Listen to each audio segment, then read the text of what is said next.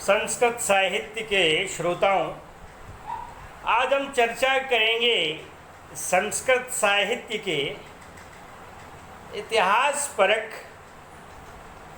वैशिष्ट्य के एक सामान्य संक्षिप्त विश्लेषण के संदर्भ को लेकर के। एक लंबे समय से प्रतिस्पर्धियों की ये मांग बराबर चली आ रही है कि एक दिन संस्कृत साहित्य के महाकवियों और उनकी रचनाओं के संदर्भ को लेकर के भी एक संक्षिप्त वीडियो बना दें, ताकि आसानी हो YouTube के माध्यम से एक ही दृश्य में हम सामान्य रूप से सभी संस्कृत कवियों और उनकी रचनाओं पर दृष्टि विक्षेप कर सकें।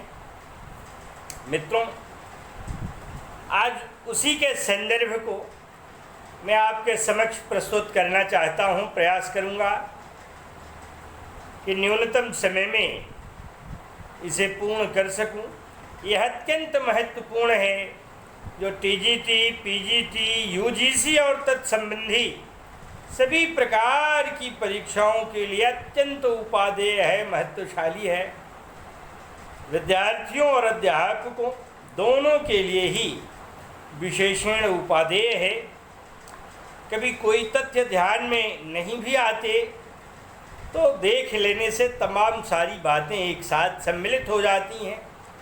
सभी प्रकार की बातें हर एक टीकाओं में नहीं भी मिलती, तो इसलिए इनका संकलन करने का प्रयास एक बौद्धिक रूप में एक दृश्यता के साथ करने का प्रयत्न किया जा रहा है।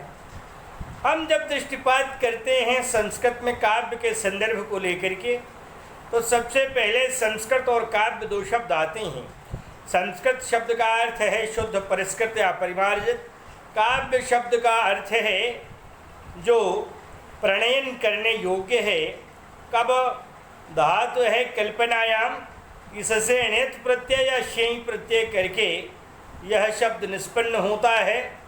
माने जो कल्पना जनित हो, कल्पना के योग्य हो, उसमें यथार्थ और कल्पना दोनों का सम्मिश्रण करके उसे रसास्वाद के योग्य बनाया जाता है, वह काव्य है।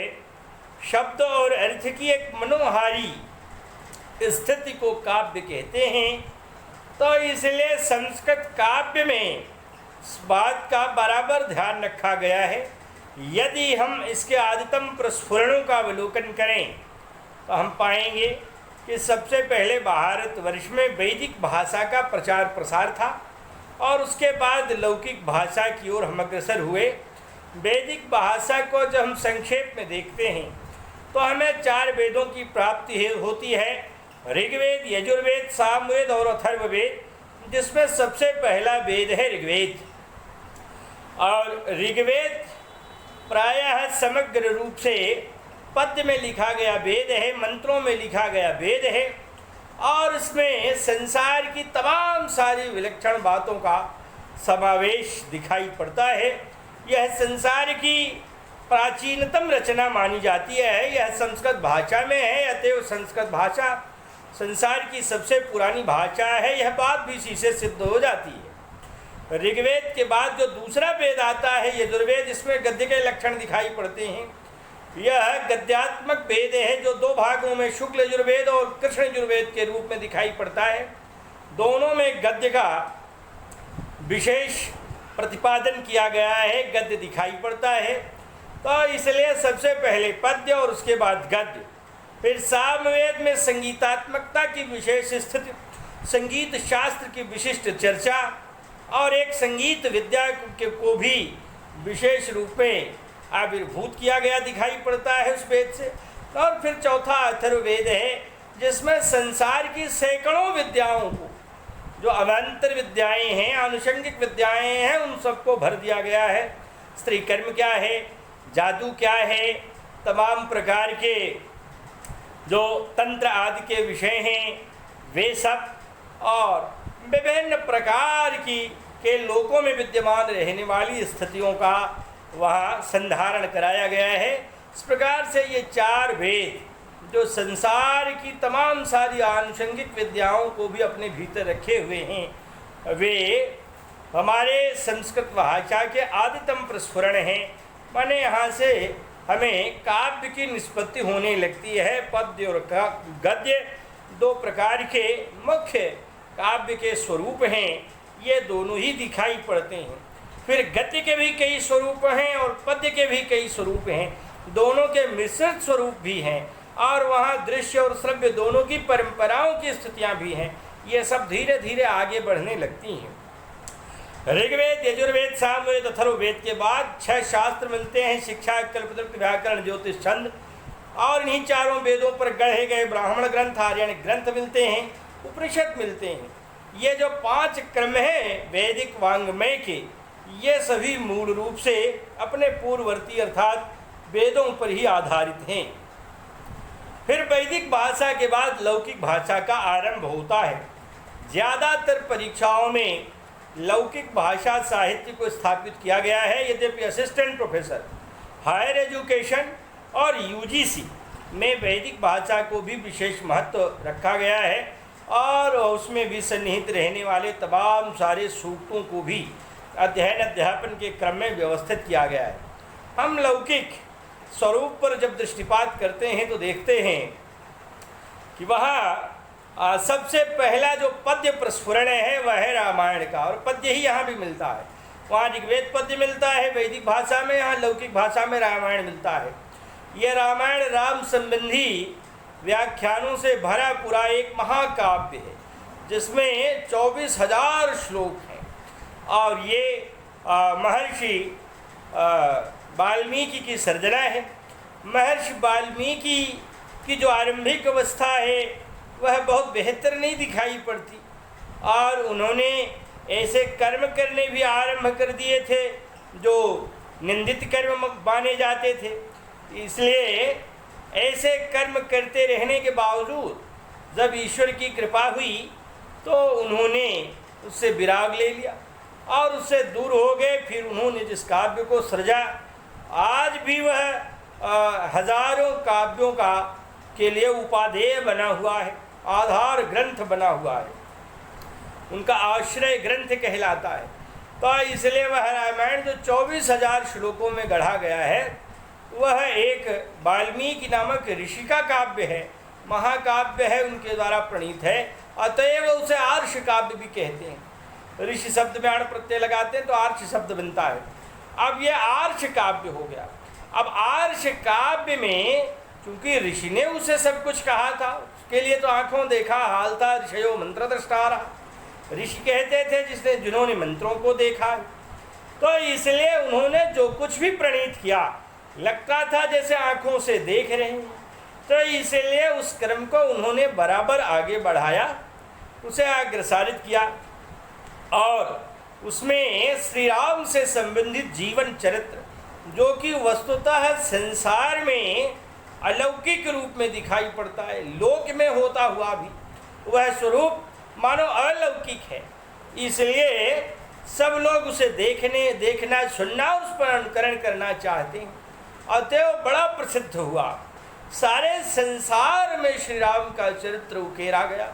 और यह रामायण ग्रंथ विभिन्न प्रकार की टीकाओं से आवृत्त हुआ और विभिन्न प्रकार की भाषाओं और टीकाओं, टिप्पणियों, व्याख्या ग्रंथों, भाष्य ग्रंथों के साथ ये पढ़ा गया।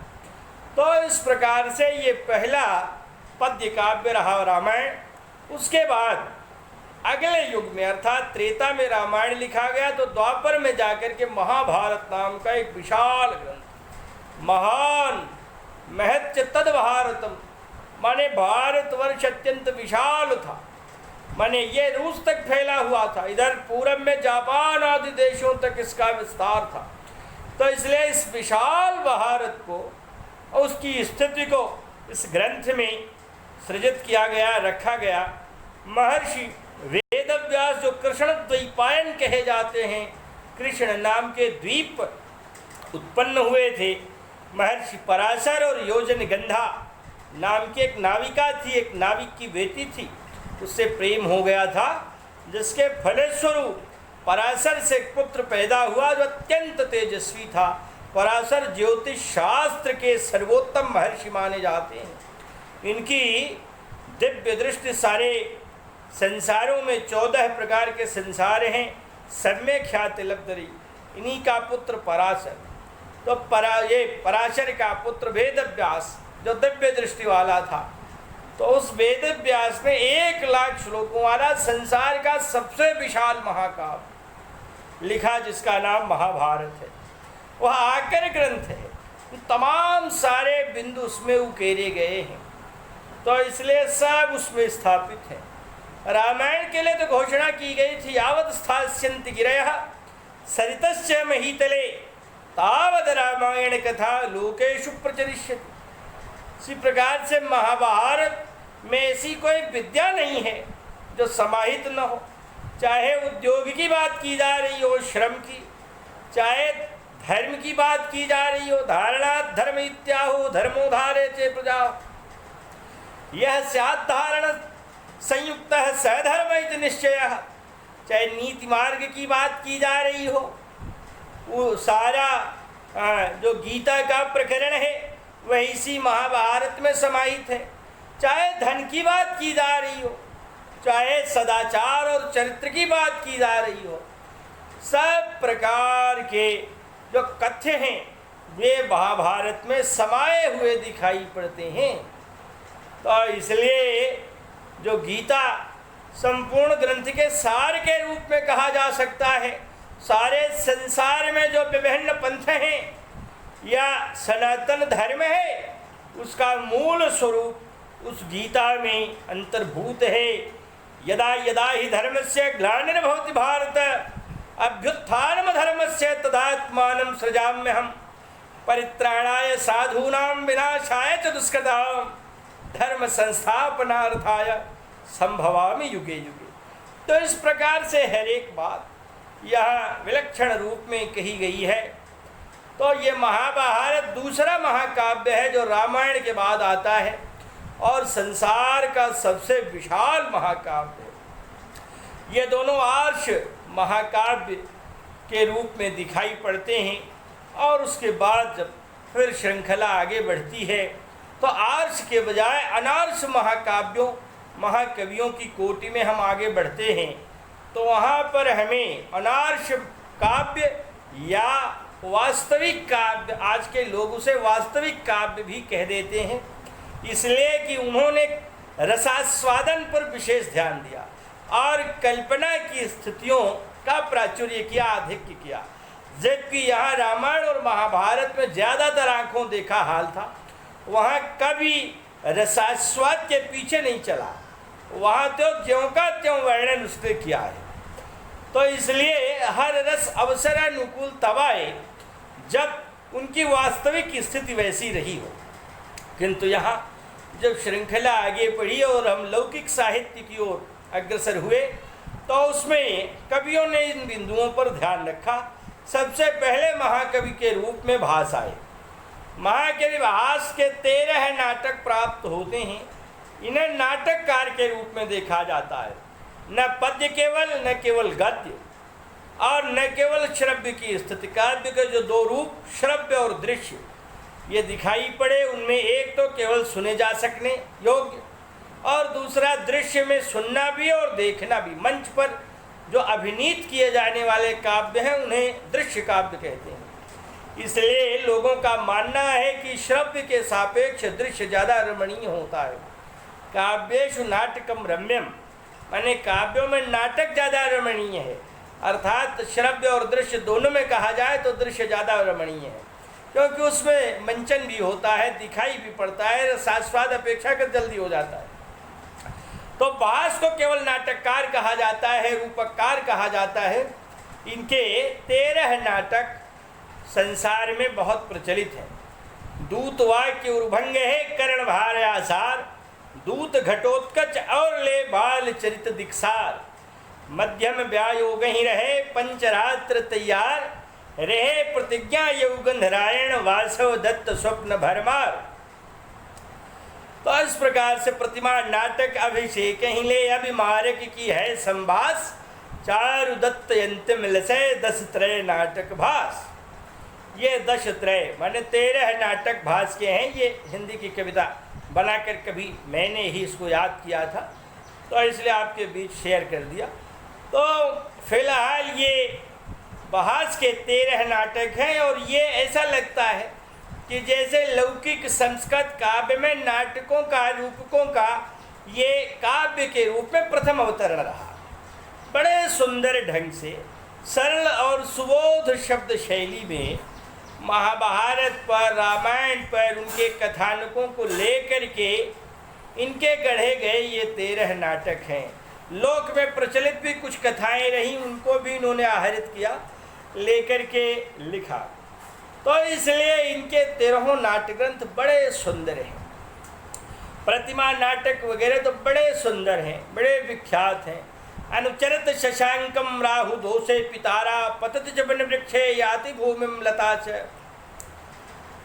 मैंने राम कहते हैं शरीरे रिहि प्रहरति हृदये स्वजनस्तथा कश्चित् स्वजन शब्दों में लज्जा मुत्पादयिष्यति। कहा कि शत्रु तो शरीर पर मारता है, दवा हो गई, ठीक हो गई शरीर, किंतु हृदय स्वजनस्तथा जो अपने लोग हैं वे तो हृदय पर प्रहार करते हैं, और ये प्रहार ऐसा गंभीर होता है कि जल्दी इसकी व्यथा, इसकी चोट समाप्त नहीं हो पाती। तो इसलिए बहुत सारे गंभीर प्रकरणों को भी इन्होंने स्थापित किया है। और महाकवि भास के बाद कालिदास आते हैं। कालिदास ने अब 2000 साल के पहले प्रथम शताब्दी ईसा पूर्व लगभग इनका समय रहा। भास इनसे थोड़े ही समय पहले रहे। रामायण और महाभारत, रामायण कम से कम 500 साल ईसा पूर्व और उसके कुछ समय बाद का महाभारत, यद्यपि ये लाखों साल पहले थे, किंतु जितनी मशीन हमारी काम करती है पीछे उतना ही आकलन हम लोग कर पाते हैं। इसलिए भारतीय इतिहास जो कम से कम इनका न्यूनतम समय अभिव्यक्त करता है, तदनुसार भी ये 5वीं शताब्दी ईसा पूर्व के बाद के नहीं हो सकते रामायण और महाभारत। तो रामायण के बाद महाभारत है, और उसके बहुत समय पहले ये जो वैदिक काल रहा जिसमें ऋग्वेद आदि गढ़े गए। तो इस तरह से जब कालिदास प्रथम शताब्दी ईसा पूर्व में आए तो उन्होंने तो कुल 7 रचनाएं लिखी। और ये नहीं कि केवल नाटक लिखा, रूपक लिखा, बल्कि उन्होंने 2 महाकाव्य, 2 खंड काव्य, 3 नाट्य काव्य, 3 प्रकार के काव्यों का प्रणयन किया। और ये इस तरह के बेजोड़ रहे कि आज 2000 से भी ज़्यादा साल बीत गए, परंतु उनको अतिक्रांत करने वाला संसार में कोई कवि नहीं पैदा हुआ। संसार में लगभग 3000 भाषाएं, लाखों कवि हैं, परंतु कोई इन्हें अतिक्रांत करने का साहस न कर सका। तो इसलिए आज भी ये अप्रतिम हैं, अद्वितीय हैं। इन्होंने 2 महाकाव्य लिखे, कुमार संभव और रघुवंश। दोनों ही अपने में अकाट्य हैं, अत्यंत विलक्षण हैं, रसास्वाद से भरपूर हैं और अप्रतिम स्थितियों से समन्वित हैं। तो इसलिए जहाँ भी दृष्टिपात करें देखें, इनका सबसे बड़ा विलक्षण तो यही था कि इन्होंने अपना कहीं नाम नहीं लिखा, और लोगों ने नाम लिखा, इन्होंने कहीं नहीं लिखा। इन्होंने तो सीधे कहा कि मंदः कविशः प्रार्थी गमिष्यामि उपहास्यताम् प्रांशुलभ्ये फले लोभा दुदबाहुरिव वामनः। कि मैं तो इतने बड़े वंश रघुवंश का वर्णन करने चला हूँ, मैं बड़े उपहास का पात्र होऊंगा, वैसे ही जैसे कोई एक बौना आदमी लंबे आदमी के द्वारा प्राप्त होने योग्य फल को उछल कर पाने की कामना करता हो। प्रांशुलभ्ये फले लोभा दुदबाहुरिव वामनः। तो इसलिए भुजाओं को कितना भी उठाएगा लेकिन बौना क्या पाएगा, जिसे लंबा मुश्किल से पा सकता है, कैसे पाएगा। वह सूर्य प्रभो वंशः क्व चाल्प विषयामति तीर्षुर दुस्तरो मोहादुडुपे नास्मि सागरम। कहा ये कहाँ सूर्य से उत्पन्न हुआ वंश और कहाँ अल्प विषयों वाली मेरी बुद्धि, दोनों में बड़ा अंतर है। जैसे कोई एक नाव चलाने वाला, घन्नई चलाने वाला आदमी घन्नई के सहारे, छोटी नाव के सहारे समुद्र को पार करना चाहे, वैसे ही मेरा यह प्रयत्न है शायद कि मैं रघु के वंश का वर्णन कर लूँगा। तो इस प्रकार से अपना बड़ा वैनर्य दिखाया है। इन्होंने 2 खंड का ऋतु संहारम 6 ऋतुओं का वर्णन है, उसमें ग्रीष्म, वर्षा, शरद, हेमंत, शिशिर, बसंत, यही क्रम है। कभी कभार पूछा जाता है इसका क्रम। और उसके बाद मेघदूत 2 भागों में आवंटित है, पूर्व और उत्तर। यक्ष और यक्षिणी की विरहावस्था का वर्णन है। फिर 3 नाटक लिखे हैं, विक्रमोर्वशीयम, जो विक्रम, और विक्रम जिसे पुरुरवा कहते थे, यही झूसी प्रतिष्ठानपुर का राजा, उर्वशी से उसका प्रेम हुआ। दोनों का प्रणयाख्यान बड़े सुंदर रूप में लिखा है। हंस प्रेक्ष में कांताम गतिरस्यास्तया हृता विभावितैक देशेन देयम यद भी उच्यते। मालविका और अग्निमित्र का प्रणय प्रसंग दिखाया। मालविका अग्निमित्रम लिखा, मालविका नायिका है, अग्निमित्र नायक है, और उन दोनों का प्रणय प्रसंग बड़े सुंदर ढंग से दिखाया। वहाँ कालिदास ने रूपक लिखना आरंभ किया था और सारा संसार उस समय भास को मानता था। जगह जगह पर भास के रूपक खूब दिखाए जा रहे थे, लेकिन भास को भी कालिदास ने अतिक्रांत किया, ऐसा लगता है समीक्षकों को। किंतु कालिदास को उस समय उनसे भय था। उन्होंने नटी के मुख से कहलवाया, भास सौमिल्य कवि पुत्रादि नाम प्रबंधान अतिक्रम्य कह वर्तमान कवि है कथम परिषदो बहुबाना। कहा ये छोटे भैया कवि कालिदास है, इसकी रचना को भला, इसके नाटक को भला देखना सुनना कौन पसंद करेगा। जहाँ भास, सौमिल्य और कविपुत्र जैसे नाटककारों के नाटक मौजूद हैं संसार में। सौमिल्य और कविपुत्र के नाटक तो नहीं मिलते, लेकिन भास के मिलते हैं। तो इसलिए ये बात कहा। किंतु डाटा सूत्रधार ने कहा, पुराण मित्येव न साधु सर्वम न चापि काव्यम नवमित्यवद्यम संतः परीक्षान्यतरद भजन्ते मूढ़ः पर प्रत्ययनीय बुद्धे। आए कि तुम इस प्रकार से न कहो पुराने ही अच्छे हैं, नए खराब हैं। ये तो नासमझ के लिए है। जो समझदार प्राणी हैं, बुद्धिमान हैं, वे तो मीमांसा करते हैं कि नए और पुराने में कौन अच्छा है कौन खराब है। कभी कभी नया भी बहुत अच्छा हो जाता है। तो इसलिए ये कह करके कालिदास ने अपनी रचना धर्मिता को आगे बढ़ाया। और आज न भूतो न भविष्यत उक्ति को स्यात् बराबर चरितार्थ कर रहे हैं। तो कालिदास ने ये 3 प्रकार की विधाओं को जन्म दिया और फिर ये क्रम आगे ही बढ़ता गया।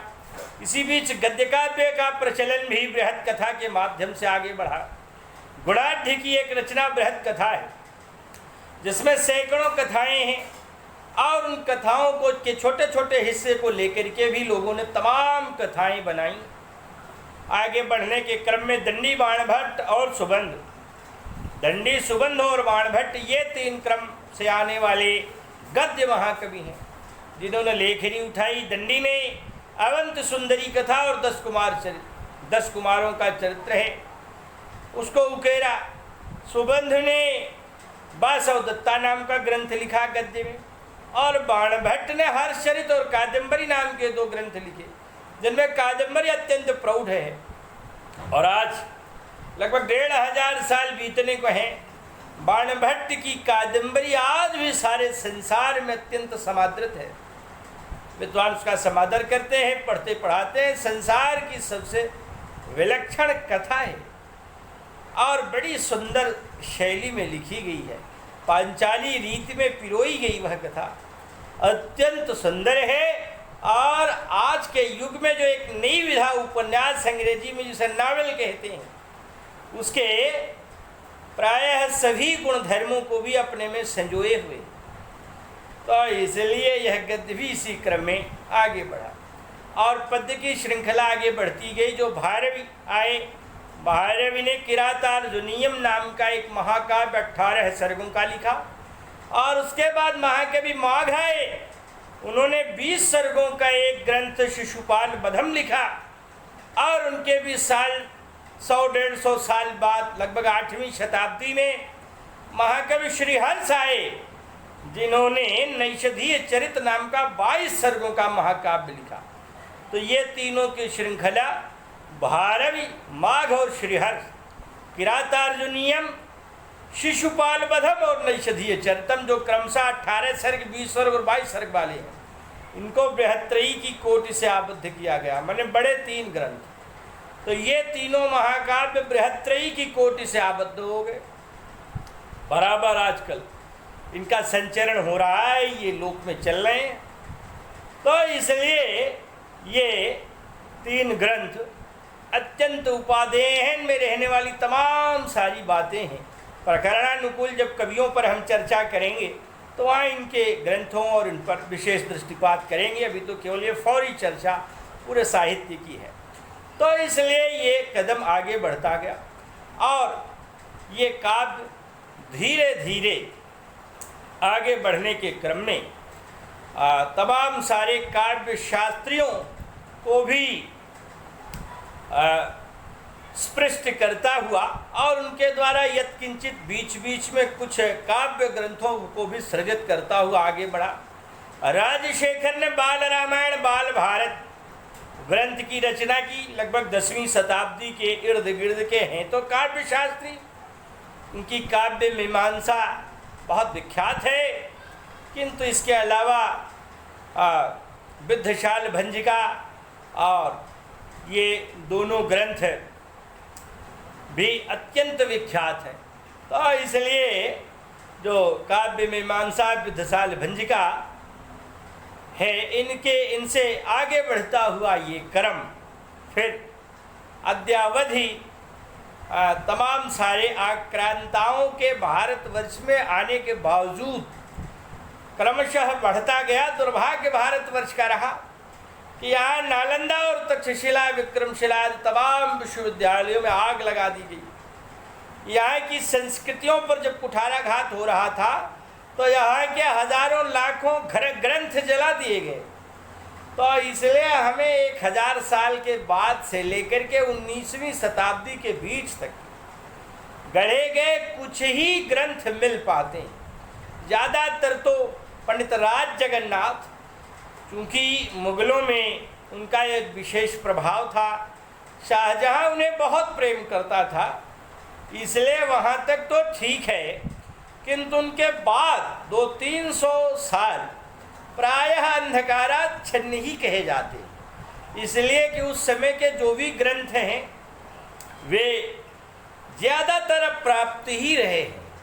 और जब 19वीं 20वीं शताब्दी पर हम दृष्टिपात करते हैं तो कुछ ग्रंथ जरूर आते हैं। शिवराज विजयम एक ग्रंथ गद्य का ग्रंथ है, अत्यंत प्रसिद्ध है, बड़ा विलक्षण है और कादम्बरी की बराबरी करने वाला है। पंडित अंबिका दत्त व्यास कृत है। तो पंडित अंबिका दत्त व्यास ने तमाम झंझावातों से आवृत होने के बावजूद इतना सुंदर ग्रंथ लिखा।